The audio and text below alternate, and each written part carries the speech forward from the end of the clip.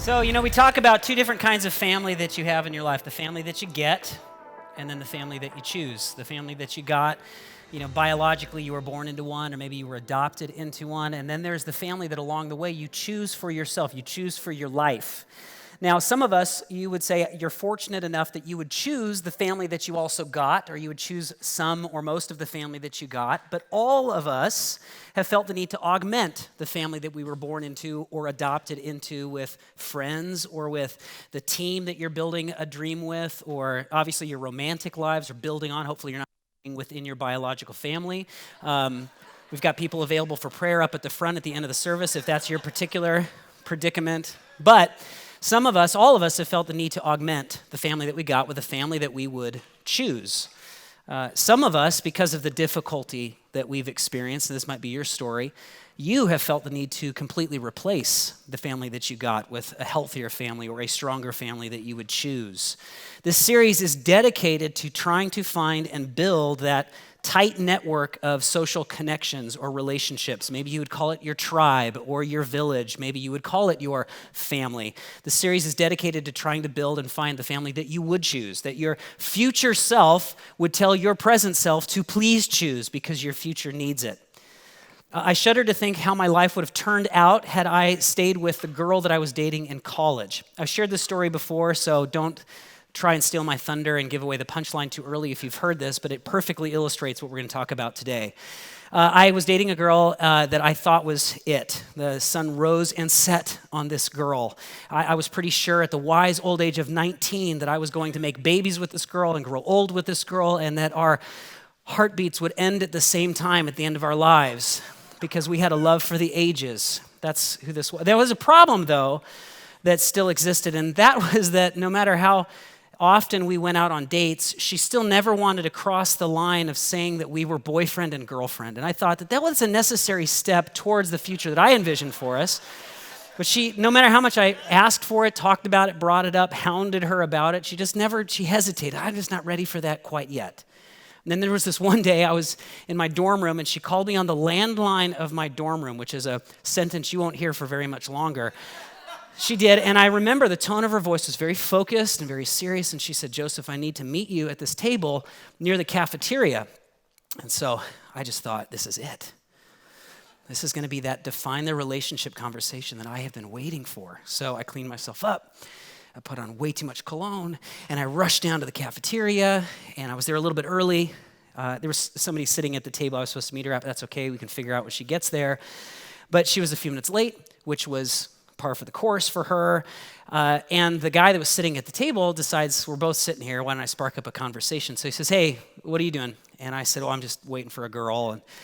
And he says, "Oh, it's so funny, so am I." And that's how I know most of you haven't heard this story. So she's still running behind, and we keep talking, and he's a really nice guy. We hit it off immediately.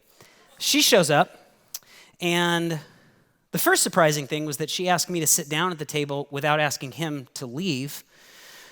The other thing that was surprising is that he clearly gave the impression that he was expecting not just a girl, but the same girl. So I sit down at the table, and then she sits down between us and just looks down at the tabletop. And she says, "I have a confession.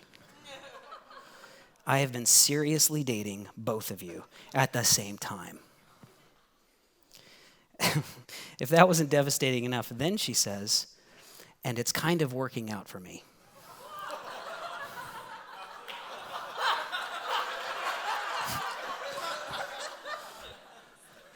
So if it's okay with you, I'd like to just keep it that way.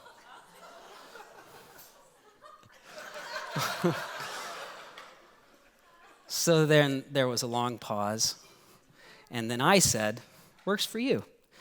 Here's what works for me. He and I, we're going to ditch you, and we're going to become friends." Which is exactly what happened. And I was in his wedding, and he was in mine.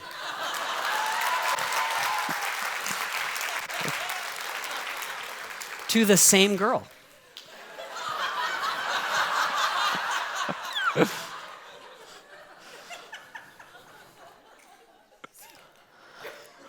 don't you think that you really could establish that big vision of like, ride or die, riding into the sunset with people, a sense of family in this city or in this time, in this generation, in this culture, if something like real commitment wasn't so scarce?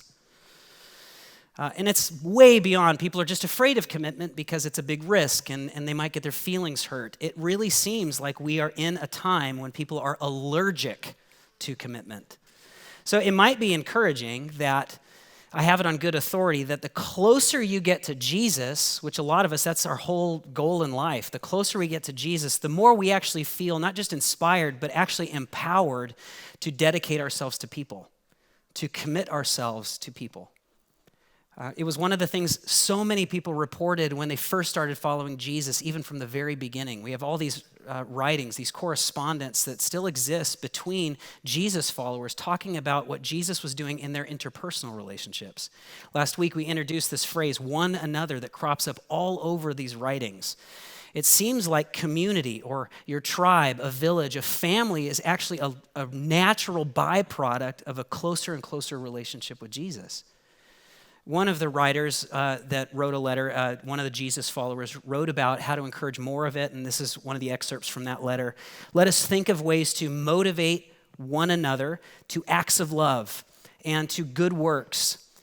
The more we're committed to each other, the more aware we become of what we need and where it hurts and what we're dreaming about. And the more we can together do beneficial things for our world and into our world. But then logically, in order to do that, we have to see each other from time to time. Like we're going to have to intersect our lives with each other's from time to time. And that's why the next sentence he says, let's not neglect our meeting together. I know it's tempting at times to bug out, but let's not neglect doing that as some people do. Some people, when it's not convenient for them anymore, they're gone. But let's not do that. Let's not be those people. Let's encourage one another, especially now that the day of his return is drawing near. So what he's trying to do there is give us an urgency for the life that we live, because before we know it, it'll be over. Before we know it, it's going to be done. So don't spend too long wandering around trying to find those people with whom you can experience the fullest matters of life, the fullest strength of life, the fullest hope that you can have and sense of security of life. Don't wander too long before you find those people. And I know that might be frustrating because you've tried and you've tried and you've tried, and those people have disappeared. Maybe right now you're not feeling the urgency to try again because maybe you don't feel like the end is near, even though, of course, we don't know when that's going to happen for any of us. But we all have experienced that moment where we wished we would have built that family, that moment when your life hit a snag or you hit rock bottom or you just had a fork in the road and you didn't know where to turn and you needed wisdom. You needed people who knew you, knew what you were capable of and could help you, guide you, even walk with you as you take that next big risk in your life. And in those moments you found out, and I know you've experienced this, that the people that you thought were family were really just buddies. You know what I'm talking about? It's like when your life hit bottom or you hit a moment of confusion or you hit that fork in the road, then they hit the eject button. Or they hit the log out button, or they ghosted you. You ever had that experience? That's when you found out that you at no point actually had a family. You had people that were only committed to the point of convenience. And so what I want to envision for us and invite you into today is, why don't we start a revolution of sticking with each other? Why don't we start a commitment revolution? And it truly would be a revolution in this city and in this time. If there were a group of people who chose faithfulness over convenience, faithfulness over usefulness, maybe we could start a stick with revolution together. Do something for me. Look around the room. Just look around the room. It's not creepy if everybody does it. Look around the room. And as you're looking around the room, you see maybe some familiar faces. Maybe they're all strangers to you. But here's what I want you to imagine as you're looking around the room. If you can kind of make out the faces in the dark.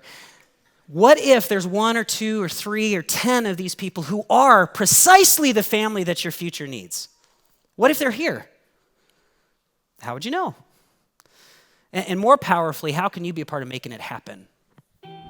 If you're getting any value out of this video, make sure to click that subscribe button, because there's so much more where this came from.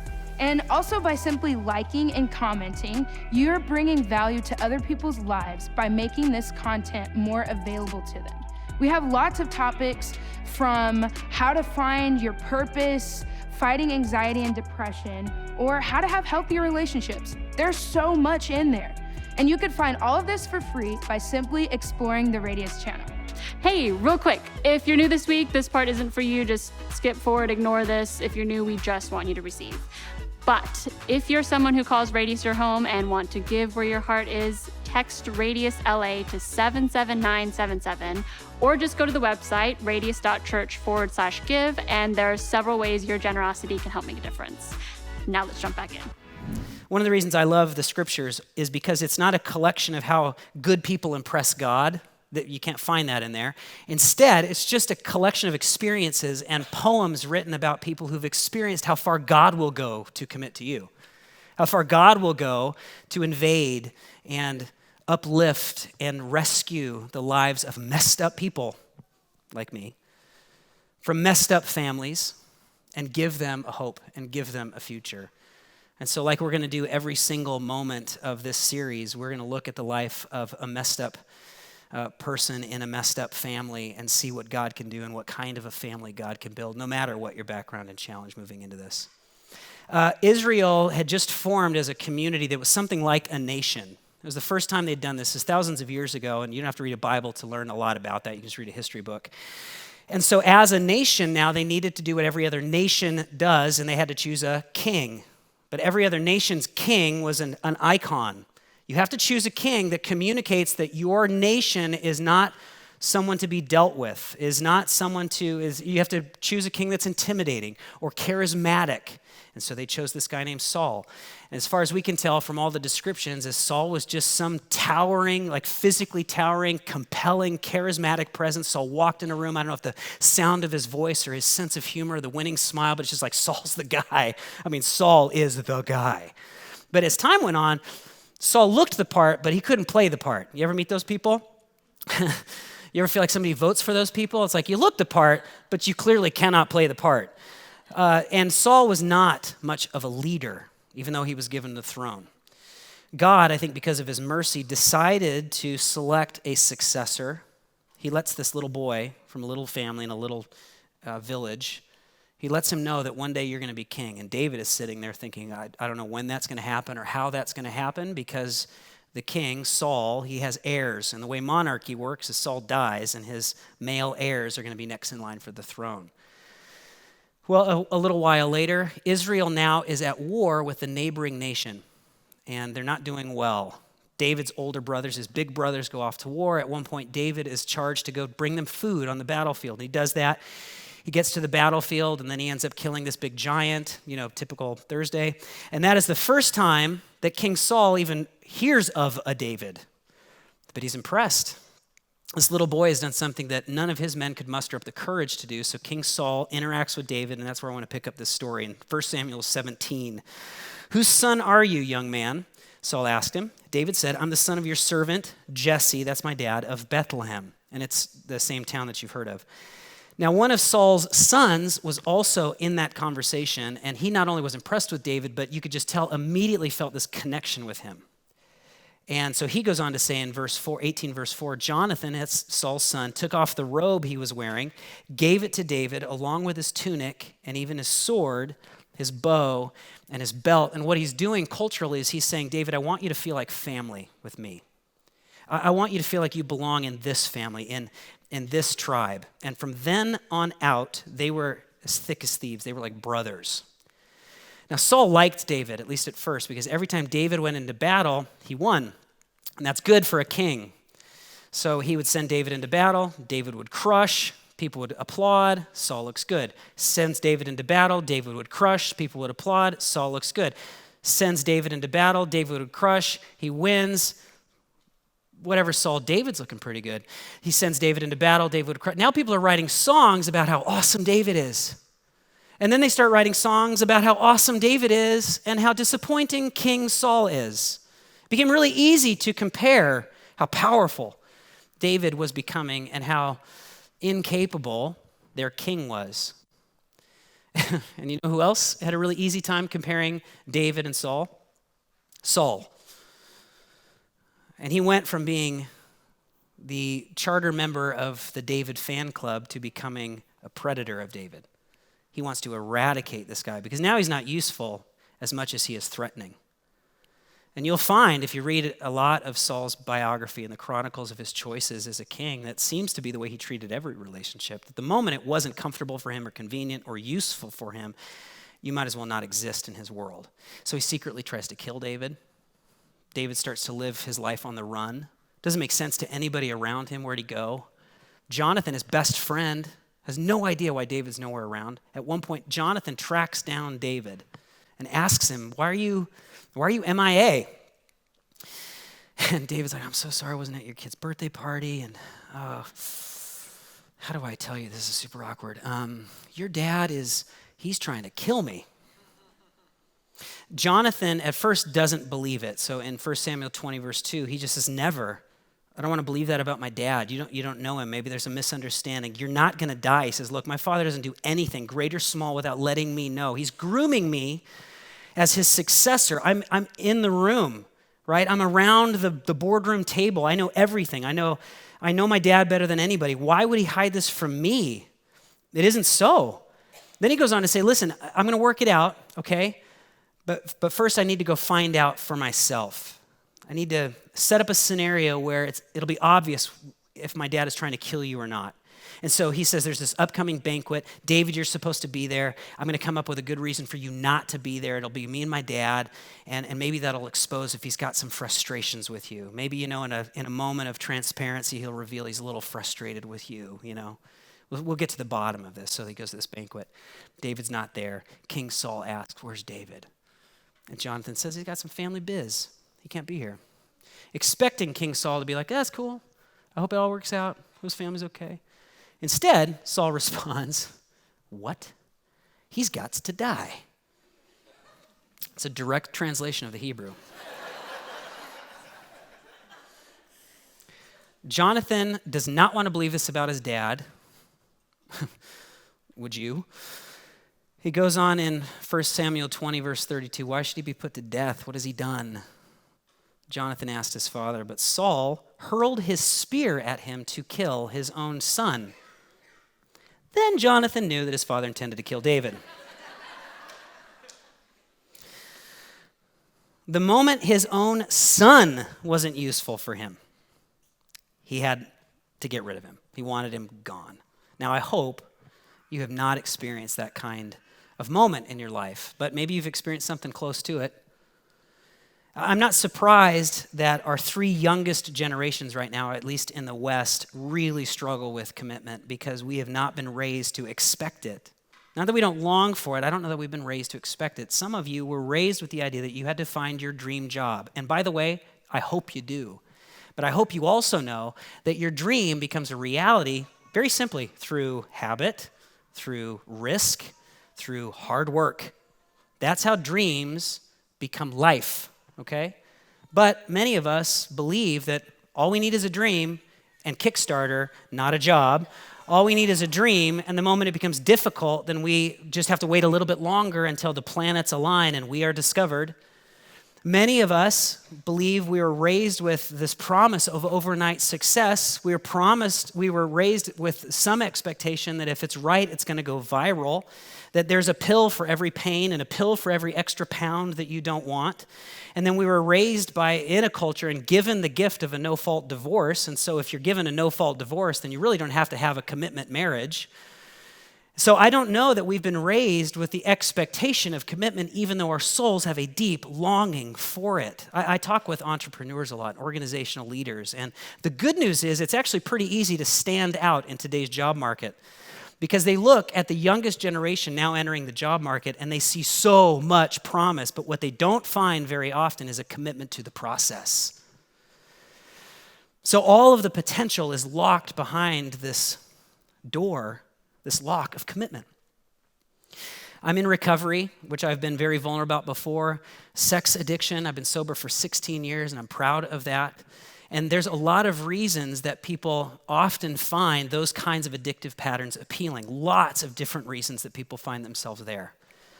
But the results of that kind of addictive pattern are often the same. And it's that those people who are addicted to those kinds of patterns, especially pornography and some of those other ways that we use our sexual addiction, often what happens is we become extremely satisfied with the momentary thrill of climax, which means that we miss out on the exhilaration of real intimacy. It terrifies us. We don't understand why we have to go through the challenge of commitment with the same person and the same body and the same face for a lifelong of strength. I know why sometimes commitment is hard to find, even though our souls so deeply long for it. You may not be somebody who is perpetuating the challenge of commitment. Maybe you are somebody who's actively looking for it, but you've been hurt by a world that doesn't know how to do it. You have been rejected by a string of people who've dismissed you or reduced you or ignored you when you stopped being beneficial for them. You stopped being convenient for them. Your story was too messy for that church. Your story was too complicated for that friendship, and you might as well not exist in their world anymore. I know why we don't expect to see commitment in our lives, even though our souls so deeply long for it. Jonathan's dad would have taken anybody out who stood in his way. But Jonathan wanted to create a different story. And you have a choice from this point forward to create a different story. 1 Samuel 23, verse 16, Saul's son Jonathan went to David at Horesh and helped him find strength, not just in Jonathan's friendship, but in God. They had something transcendent to tap into. Don't be afraid, Jonathan said, my father Saul will not lay a hand on you. You will be king over Israel. And then listen to this commitment. I will be second to you. If I have to be humbled so that you can be strengthened, I'll do it. If I have to fall behind so that you can move forward, I'll commit to it. And he says, even my father Saul knows that this is inevitable. This is where everything is going. And the two of them made, and this is a heavy word, a covenant before the Lord. A life-changing commitment. A commitment that assumes there will be pain. A commitment that assumes there will be moments when this is not comfortable, this is not convenient, but I'm going to stay. A commitment that assumes that there will be times when everybody else will run and I will run in. A commitment that assumes that one day one of us will die and the other one will be left and I will stay. I commit. I will be faithful. And he did it at a time when David wasn't just politically inconvenient. David was dangerous for Jonathan. Life-threatening for Jonathan. Saul wouldn't have made this commitment with anybody. So why would Jonathan choose this kind of tribe, this kind of village, this kind of family above his own kin? And I think it's because he knew that family is not built on usefulness. Family is built on faithfulness. You will not build a family that your future desperately needs if all of your relationships are predicated on their usefulness. Family is built with faithfulness. The only thing stronger than the family that you got is a family that you would choose to stick with. Saul saw all of the relationships in his life, even his relationship with God, in terms of how useful they were to him. And Jonathan and David, they decided to form a new legacy. And it mattered. A little while later, they enter into this big battle, between Israel and the Philistine army. And Saul's 3 sons are killed, including Jonathan. And Saul, because this is the life he built for himself, is left alone. He's injured at this point in the battle. He decides to take his own life. And then after a series of events, because of his popularity and because of his military potential, David is actually named the king. And then he does the thing that Saul wasn't able to do. He actually led them to secured victory and for a while some safety neighboring this other nation. And at one point, after the victory, there's this prayer that David documented for us in 2 Samuel verse 7. Who am I, sovereign Lord who's in charge of it all? And what is my family that you've brought me this far? It's another way of saying, like, I don't know why you chose me. Why would you be faithful to me? You don't need me. Like, I definitely throw you some curveballs, God, from time to time. And you still decided to be why, God, would you be faithful to me? Why would you choose me? And what we see through the course of David's life is that God's faithfulness to him not just inspires David, but I think empowers David to provide faithfulness to the people around him. 2 Samuel 9, verse 3, David asked, is there no one still alive from the house of Saul to whom I can show God's kindness? I want to model this for somebody. Ziba, which I hope you have a friend named Ziba. who's in his cabinet there, so to speak. Ziba answered the king, there's still a son of Jonathan. He's lame in both feet. So this is his best friend who's passed away, his best friend's son. What you find if you read the story is that when this battle that took the life of this son's grandfather and his dad, in that battle there was a nursemaid that was holding this little baby boy, and she dropped him running for her life, and it broke both of his legs. And that's not something that medically could have attended to back then. So he's lame in both feet is the way that they described him, which, by the way, is sort of a death sentence. And superstitiously, people believed if you had some sort of physical challenges, it means the gods don't love you and you did something wrong. So here, there's what David decides to do with this family member of the last royal bloodline. In 2 Samuel 9, verse 6, when Mephibosheth, what a name, son of Jonathan, the son of Saul, came to David, he bowed down to pay him honor, which is what he should have done. David said, Mephibosheth, which you have to practice that if you're going to shout it. At your service, he replied. Don't be afraid, the king said. Of course he's afraid because there's only one way this goes. It is customary for the new family line, royal family line, to eradicate everybody in the bloodline of the predecessor. So Mephibosheth knows he's going there to be killed. Don't be afraid, David said to him, for I will surely show you kindness for the sake of your father Jonathan. He was like family to me. I will restore to you all the land that belonged to your grandfather Saul, and you will always eat at my table. You now will be like family to me. By the way, what David is restoring to Mephibosheth is the land where he was raised, the estate that belonged to his family. But he didn't have access to it anymore unless the king allowed him access, which for some of us is going to sound incredibly familiar. We actually believe that God's love and God's sacrifice and God's faithfulness to us has allowed us access to become who we really are, but aren't quite yet, and allow us to be where we belong, but aren't quite yet. The king has given us access to life as it's supposed to be for us. And David did not get this idea from his dad. Jonathan certainly didn't get this idea from his dad. They were both drawing from their experience with a God who would stick with them. You'll be like family to me. I will adopt you. Now, most of the people that we get to serve and interact with here on a Sunday know a thing or two about rejection, don't we? Anybody ever been rejected, ever? Welcome to Los Angeles. It's in like the welcome pack you get from the post office. You get like the Lowe's coupon and the U-Haul boxes coupon and then a rejection letter right away.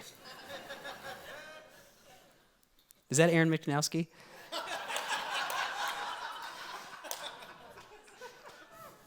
I need you with me all the time.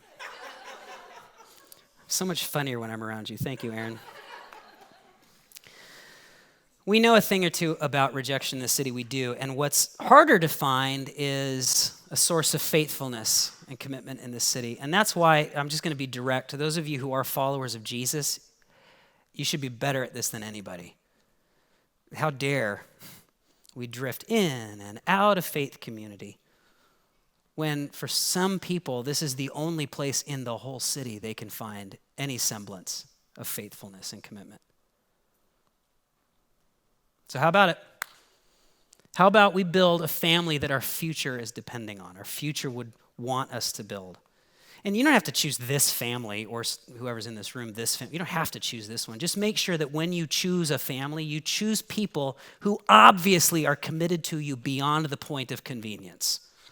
Obviously, choose those people. And by the way, and you know this intuitively, don't just wait for somebody else's faithfulness to commit. You're going to have to take a risk. You're going to have to choose faithfulness first too, because we need it from you. You're going to have to choose that kind of commitment that other people need in the family. I know we pass through places like this, especially at the moment. It's just not really comfortable or convenient, or we don't really like the way we're doing things, blah, blah, blah. I'm going to move to something else that seems comfortable and convenient for this season in my life and these preferences I have in my life. I'm just going to move on. That's not building an expectation for commitment in this season. And I think that we need to start a revolution for something different. It's going to be really easy to find a reason to leave. A reason to leave the marriage that you're in, a reason to leave the friendship that you might be in. Definitely easy to find a reason to leave a church. If you did not want to be here today, you had 10 reasons to leave before you came in this room today. I know that. It's okay. It's like, I don't like, now the pastor's wearing these big t-shirts. Like, he's super cool. I get it. Somebody had a gift certificate to Urban Outfitters. Can't bring coffee into the auditorium? How could God be any part of that? There are lightsabers on the stage now.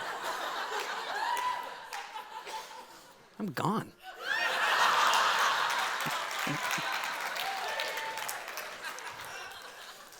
If you want to leave, you already found a reason to do it. I know you did. That's why you laughed so much. I'm just saying what you're thinking. If you want to leave, you already found a reason to do it. That's easy. That's normal. It's actually also pretty easy to find a reason to stay. Look around the room again.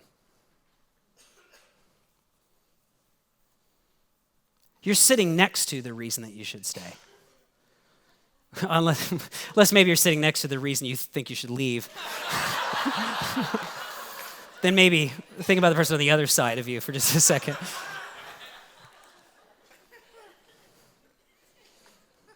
I'm not telling you to choose commitment because it's just a nice thing to do or it's virtuous. I'm telling you to do this because it is a means to an end that our humanity needs. If we do not choose commitment, then it's going to be very difficult for us to create islands of security in this ocean of rejection. You know, one of the benefits that I have of being a guy on a microphone is I get an inordinate amount of credit. And I also get an inordinate amount of complaints, but that's normal for leadership. I really am not whining about that. But I get credit for things that I had very little to do with. And over the last 2 weeks, as we've moved into this new space, there's been a lot of you who've said congratulations and way to go. And that really means a lot to me. It truly does. And I do play a big part in the decisions we've made leading to here. I own that. But I also know, and you probably know, that commitment has a name, and it's not just Joseph. I did not move a tent to get us here. I did not put up a single light this morning. I did not buy a single toy in Rad City. I do not know ASL like Grace does right down here.